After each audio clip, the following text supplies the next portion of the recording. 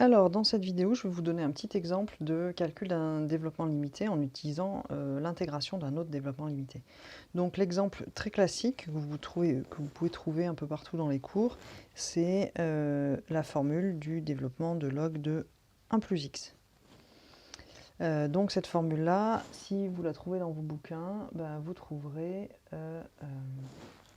x moins x2 sur 2 plus x3 sur 3 moins x4 sur 4 plus x5 sur 5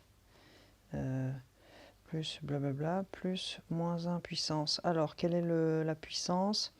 On voit que c'est négatif pour les paires, positif pour les impairs, donc c'est n plus 1 ou bien n moins 1, x puissance n sur n plus petit o de x puissance n.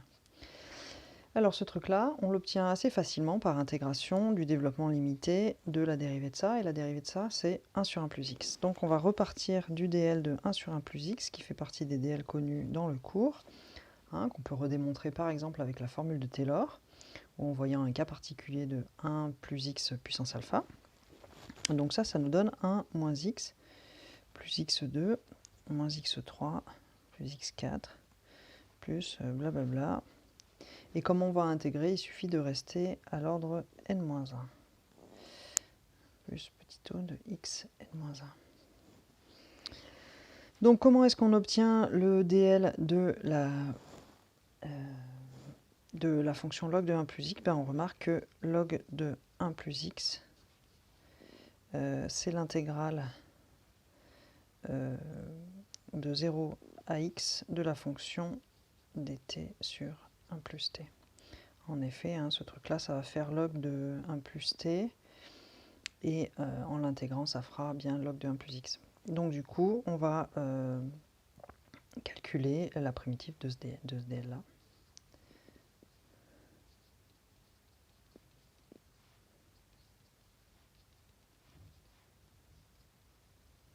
Alors ici, par contre, j'ai oublié la puissance.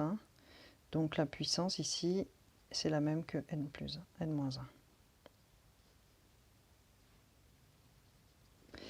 Donc c'est parti. Quelle est la primitive de ça? Ici, ça fait t. Ici, ça fait moins t2 sur 2, plus t3 sur 3, moins t4 sur 4, plus blablabla, plus moins 1 puissance n-1, tn sur n, tout ça à prendre entre 0 et x. Donc en x, qu'est-ce que ça me donne? X moins x2 sur 2. Attendez, là je suis en train de vous gruger. J'ai oublié le petit o de t puissance n-1. T puissance n-1. Et donc ce qu'on sait dans la primitive, c'est que l'intégrale, une primitive du petit o de t puissance n-1 est un petit o de t puissance n. Donc qu'est-ce qu'on obtient ici? Hop, voilà, c'est ici plus petit o de x puissance n. Plus x3 sur 3, moins x4 sur 4, plus moins 1 puissance n-1, xn sur n, plus mon petit o de x puissance n. Donc là, comme d'hab, on repose sur les propriétés du petit o qui veut que quand on intègre un petit o d'une certaine puissance, on récupère un petit o d'une puissance un cran de plus.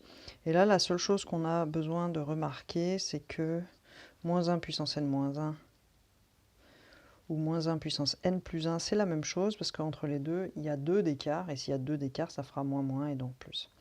Voilà ce qui boucle l'intégration du développement limité, et donc la preuve de ce résultat.